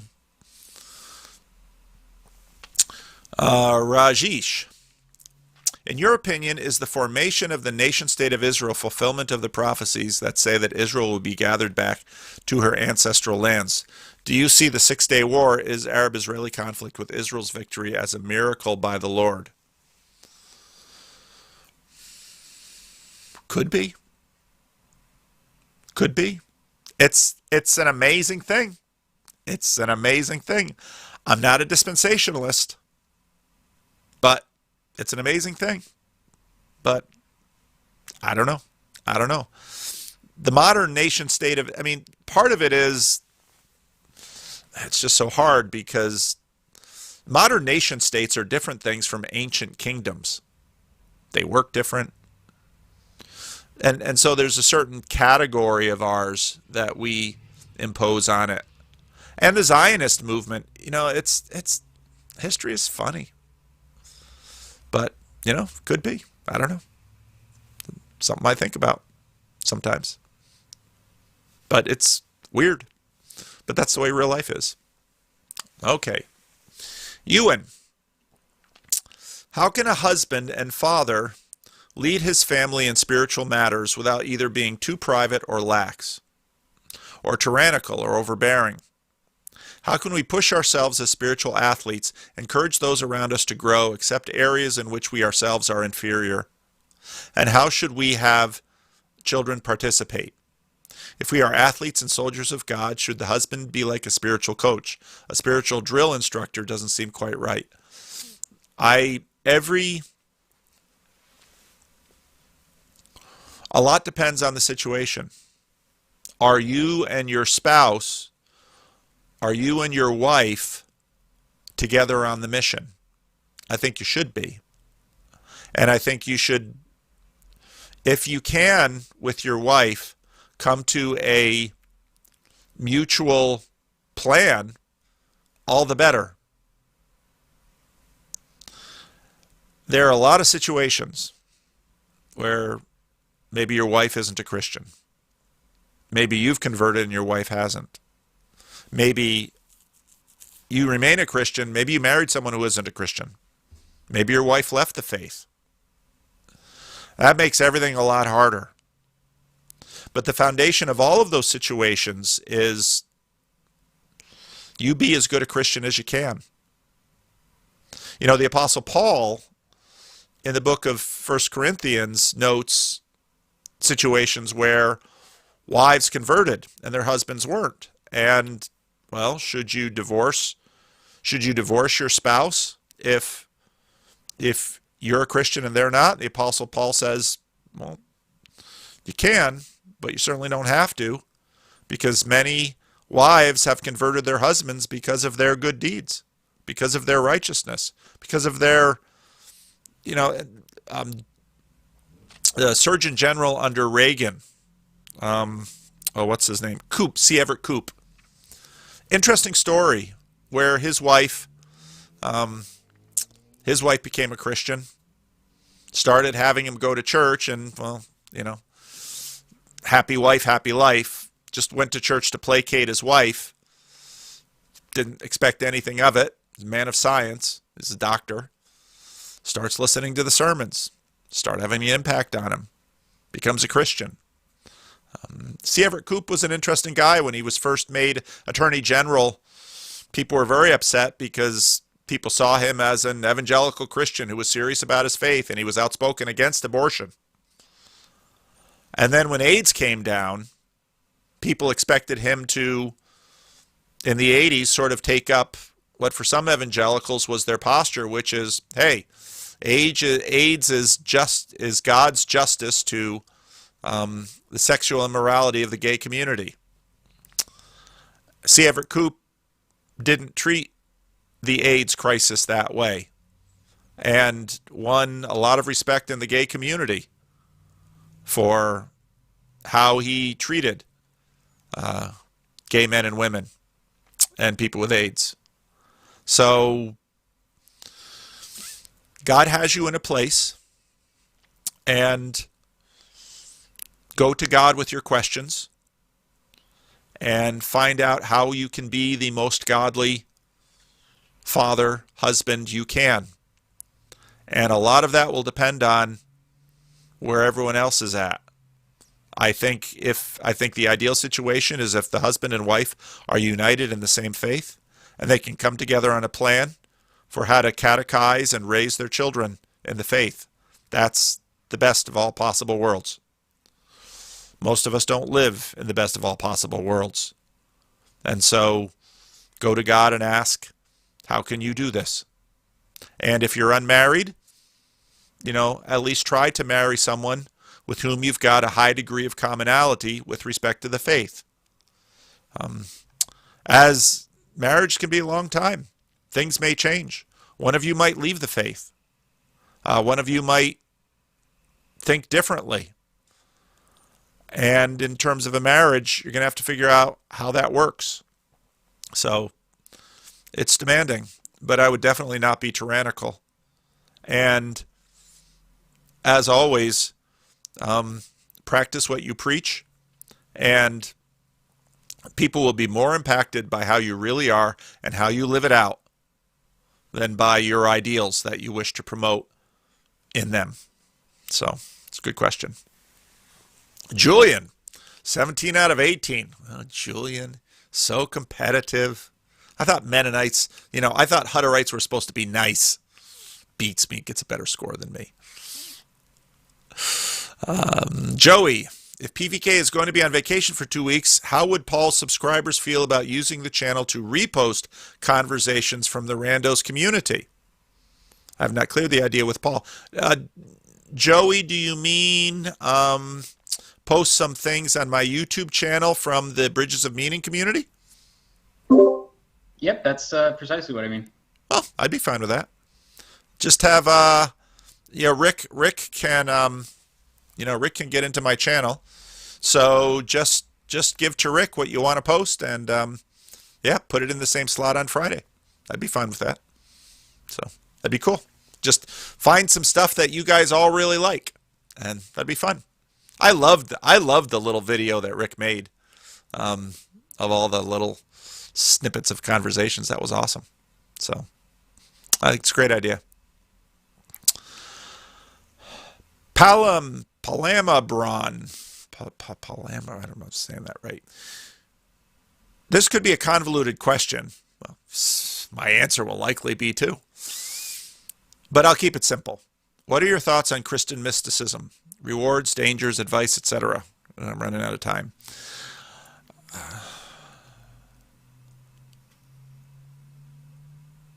We can love God with our rationality, and we can love God with our dreams. And I think in some ways Christian mysticism is loving God with some of these other faculties that we have between our ears that connect up to the world in ways we don't understand. Are there rewards? Absolutely. Are there dangers? Christianity is about the reunion of heaven and earth. Mysticism can be escapism. I think it becomes problematic then. Advice? Find guides and models who have done it well in the past and learn from them. That'd be my advice. Back to names. Today we no longer give people new names. At most, we give them nicknames, and nicknames are not considered real names. What do you make of that? I think the more interesting thing about our culture is that people are naming themselves. That's significant. And it says a lot. What exactly it says, I don't know. But generally speaking, the one in authority, the superior names the inferior. You're given names. And there's an agent-arena relationship in that. Jesus renames Peter. Adam names the animals. So there's a hierarchy about names, and so I think actually the contemporary practice of people renaming themselves, and I'm going to tell you something when it comes to the younger generation and the sexual aspect, gender aspect of this. People are not only regendering themselves, but they're renaming themselves. And that says a lot of things about the direction that they think the world works. And to me, I thought about doing some videos on some of the willful blindness of some of these dynamics. Because in an age when a big part of the meaning crisis is becoming convinced, it's sort of the classic sci-fi moment when the person is in a bit of terror because they've discovered they are a robot too. It's like AI. And I think a reaction to that is this attempt at sort of the secret sacred self Nietzsche edition, where by force of will, I will decide what my gender is, what my name is, what my identity is, and no one can tell me different. Now, I think Peterson nicely addressed that in his conversation with Brett Weinstein, where identity, all of this is negotiated with others around us. And if you push this too far, you'll create a practical solipsism around you where, okay, name yourself, be yourself, come up with a new identity, come up with a new gender, come up with a whole new world for you to inhabit. And the posture with which you face the world is a demand that everything that you come up with, and any moment you come up with it, be affirmed by everyone around you. Well, you know what? You know what that leads to? People walking away because you're too much bother. Because they can't keep up. Because they don't know how to relate to you. What we really want from other people are solid, reliable things. And when, I was thinking about doing a video on it. Might get me into trouble. But people making, if part of the reason people have difficulty living with alcoholics and drug addicts is because they're reliably unreliable. They're reliably chaotic. That, you can't have that and have human community. And we long for community. The longing for affirmation is a communal longing. And so I see it often. People who, if you're too chaotic, others will not tolerate you. And they will walk away from you. If you're in authority and you're chaotic, they will pull you down. So this naming of people naming themselves, you might be able to do it once in a lifetime. Twice, people are going to start getting annoyed.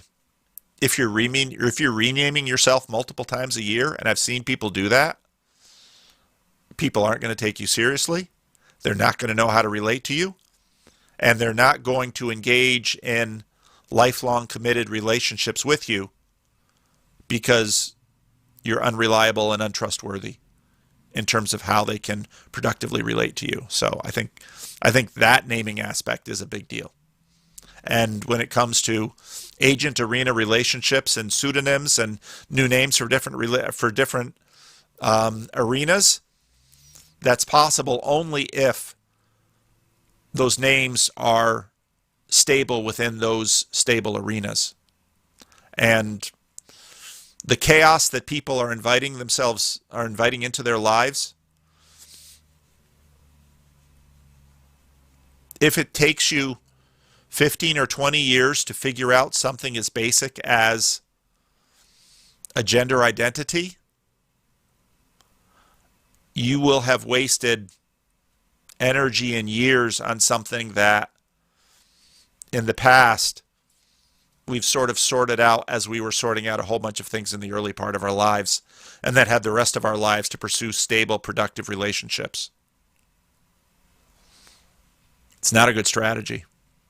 Peterson is dead on right with that. So, yeah, this name thing is a big deal. Earlier in the chat, you had mentioned walking in forgiveness as being part of receiving forgiveness. What does that mean?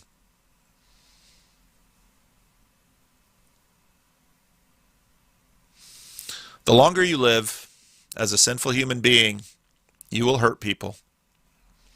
The closer the people are to you, probably the more deeply and reliably you will hurt them.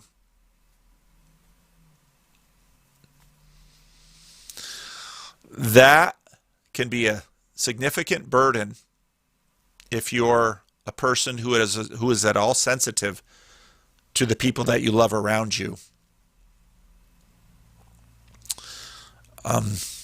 At some point, you should seek forgiveness from the people that you've hurt. They might not offer it, but at some point you're going to have to lay those burdens down. And this is part of what Christianity is for. And so, ritually on Sundays, I offer people an opportunity to confess their sins to God. And I declare, that's sort of a priestly role as a minister, I declare that God in fact has forgiven them by virtue of the sacrifice of Jesus Christ. Now they need to walk in that forgiveness. What does that mean? That means that the devil, who is an accuser, comes to them and says, well, whatever the sin is, you're a murderer. Look at the little talk in the Lord of the Rings movie with Gollum. Sort of Sam and Frodo put Gollum on a better path, and Gollum begins to live into something that would be the restoration of Smeagol. And then at one point there's a crisis, and Gollum is talking to himself. And the big thing that the one half of Gollum can put against him is murderer. Why? Because he killed, right at the beginning of, I think it's the Two Towers, they have that scene where he finds the ring at the bottom of the river, or his brother or his friend finds it at the bottom of the river, and he wants the ring. And so he strangles him for the ring. You live long enough, you're going to do bad things. At some point, you can't let the devil use that against you your whole life. You need to go to Christ, who dismisses the devil. The devil says, worship me. Christ says, get out of here. I've indulged you long enough. That shows the power of Christ over the devil. So you need to be forgiven. And when you are forgiven, you need to understand your place. And that if God has forgiven you, you're forgiven. So live like you're forgiven. Don't let that sin continue to beat you up. So That's what I mean by walk in forgiveness. No, my question about Calvinism. Too late, Job. Job's like, I gave all those super chats and he still won't answer my question. Isn't that the super chat tradition? Socian Sea Monster Sam. So thank you all for this. And yeah, I'll let Joey and Rick and those of you in the Discord server, if you, you can record a conversation or, figure out, you've got 2 slots the next 2 Fridays to use on my channel to post a conversation from this community. It's a cool idea. Can't wait to see what you come up with.